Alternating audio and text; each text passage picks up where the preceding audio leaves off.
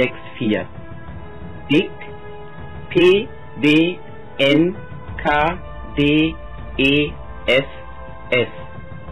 Kreditinstitut Postbank.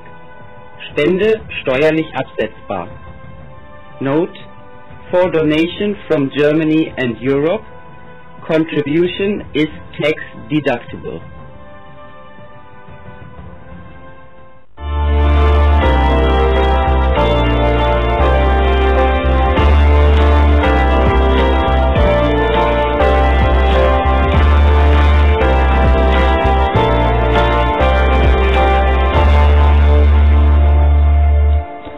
Au nom du Père, du Fils et du Saint-Esprit, un seul Dieu, Amen. Chers fidèles, aujourd'hui c'est le deuxième dimanche du mois copte Baba. J'aimerais vous parler aujourd'hui d'un sujet: comment Jésus nous aide toujours de passer de l'échec à l'espoir. Comme introduction, l'évangile de l'office de l'encens du soir nous parle d'un des miracles de Jésus lié au poisson, concernant la redevance du temple acquittée par notre Seigneur Jésus et Saint Pierre.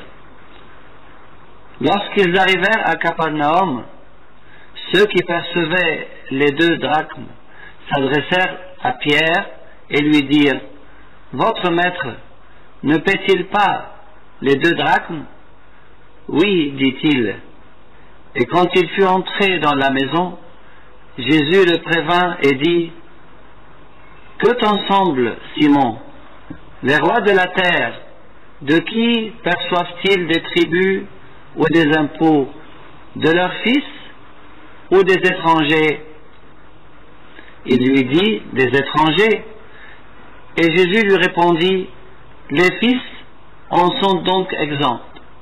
Mais pour ne pas les scandaliser, va à la mer, jette l'hameçon et tire le premier poisson qui viendra, ouvre-lui la bouche et tu trouveras un statère, prends-le et donne-le leur pour moi et pour toi. » Le fait que Jésus dit à Pierre: « Tire le premier poisson qui viendra, ouvre-lui la bouche et tu trouveras un statère » prouve la divinité de notre Seigneur Jésus, car Dieu seul sait que le statère se trouve dans la bouche du premier poisson qui viendra.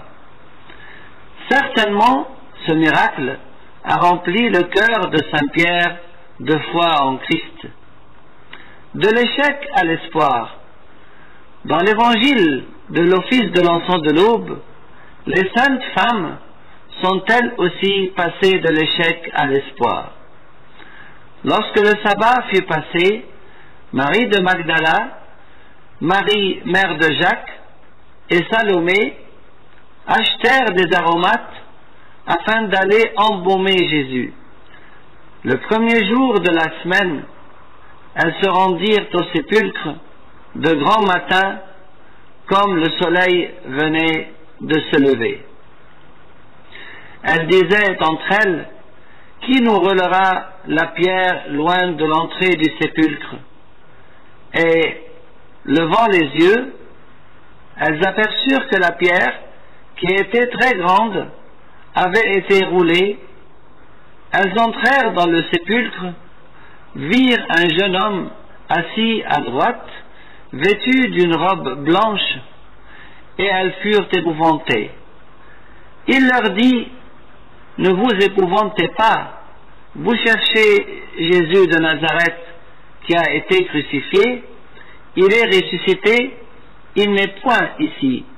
Voici le lieu où on l'avait mis. » Mais allez dire à ses disciples et à Pierre qu'il vous précède en Galilée.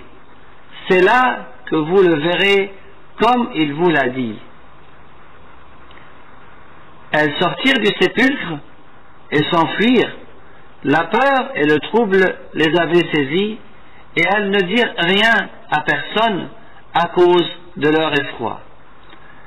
L'échec se voit quand elles achetèrent des aromates afin d'aller embaumer Jésus qu'elle croyait mort, or il était ressuscité. L'échec se note également dans le fait qu'elles se demandèrent qui nous roulera la pierre loin de l'entrée du sépulcre, car si elles avaient cru en son pouvoir divin, lui qui a ressuscité Lazare d'entre les morts, elles n'auraient pas posé ce genre de questions. Mais il ne faut pas oublier qu'elles étaient dans un état psychologique lamentable après la crucifixion et la mort de Jésus.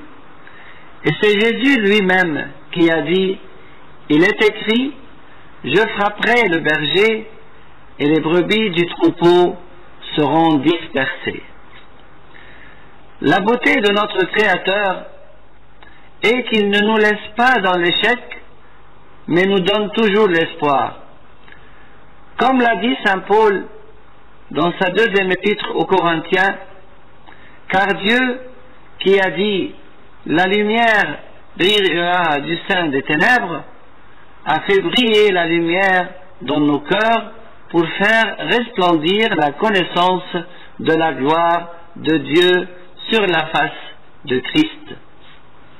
Saint Paul nous rassure dans cette même épître en disant « Nous sommes pressés de toute manière, mais non réduits à l'extrémité, dans la détresse, mais non dans le désespoir, persécutés, mais non abandonnés, abattus, mais non perdus, sachant que celui qui a ressuscité le Seigneur Jésus nous ressuscitera aussi avec Jésus et nous fera paraître avec vous en sa présence. » L'appel des 4 premiers disciples.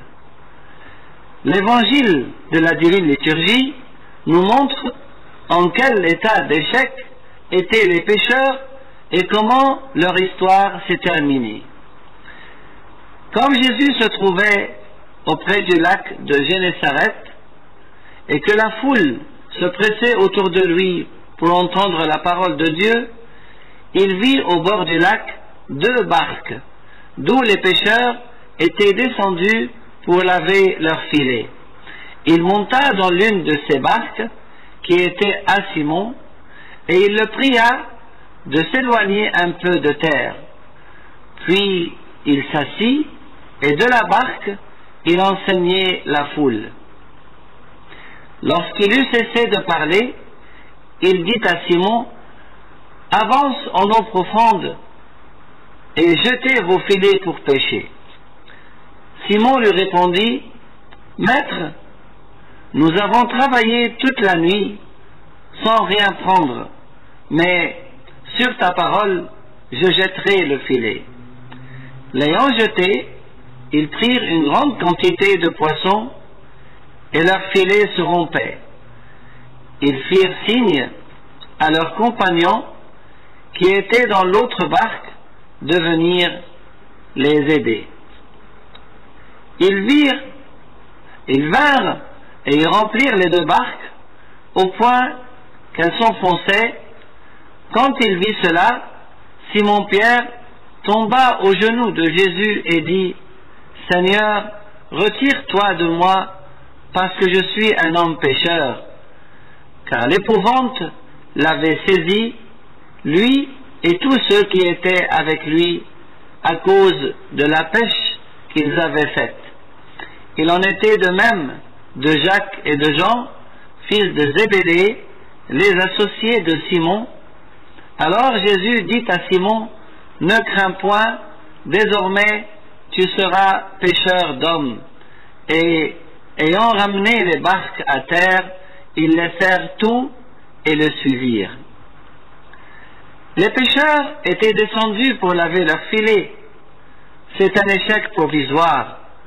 L'essentiel étant la fin de l'histoire et pas le début, comme c'est écrit dans le livre de l'Ecclésiaste, mieux vaut la fin d'une chose que son commencement. Il est possible que les débuts ne soient pas très encourageants, mais c'est la fin qui compte. Par exemple, Saint Paul, au tout début, il persécutait l'Église, mais à la fin, il est devenu le grand prédicateur de l'Évangile et fut martyrisé au nom du Christ. Saint Moïse le prophète, au début, un bébé dans un panier jeté dans le fleuve, et après avoir grandi, il s'échappe du palais de Pharaon, mais à la fin, il est devenu le grand Moïse qui guide son peuple pour sortir d'Égypte et à traverser la mer Rouge. Saint Moïse le Noir, au début, était un chef de brigands, mais à la fin, il est devenu un père supérieur de plusieurs centaines de moines et un des plus grands symboles du repentir dans l'histoire de l'Église ainsi que l'histoire des pères du désert. Jésus monta dans l'une de ces barques. Le jour où tu permettras à Jésus de bien régner sur tout ton cœur, ainsi que toutes tes émotions et tes sentiments, c'est la fin de l'échec et le début de l'espoir. Lui-même a dit, « Sans moi, vous ne pouvez rien faire. » Avance en eau profonde et jette tes filets pour pêcher. Ici, Dieu nous demande de lui obéir et lui faire confiance. Avance en eau profonde veut dire aussi avance à la profondeur des commandements ainsi que la profondeur de ton amour pour le Christ, car au bord de la mer, tu attrapes de tout petits poissons, mais en eau profonde, tu en attraperas des grands. Nous avons travaillé toute la nuit sans rien prendre, mais sur ta parole, je jetterai le filet. Pour obéir à Dieu, il nous faut deux choses essentielles qui se complètent, la foi et les bons actes. Sur ta parole, c'est la foi, et je jetterai le filet, c'est les bons actes. Ils prirent une grande quantité de poissons, et leurs filets se rompaient. Ils remplirent les deux barques au point qu'elles s'enfonçaient. Au début, ils lavaient les filets comme signe d'échec et de désespoir, mais à la fin, les mêmes filets furent remplis de poissons. Mieux vaut la fin d'une chose que son commencement. Seigneur, retire-toi de moi parce que je suis un homme pécheur. Dans sa joie, Pierre n'a pas oublié Jésus qui est l'origine de cette joie. Il n'a pas oublié que lui, Pierre, est un homme pécheur et que c'est grâce à Jésus que cette pêche miraculeuse eut lieu. Ne crains point, désormais tu seras pêcheur d'hommes.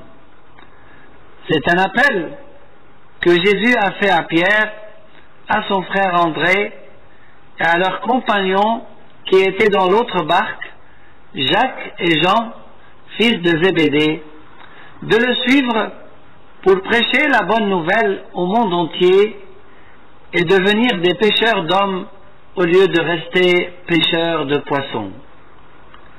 Ayant ramené les barques à terre, ils laissèrent tout et le suivirent.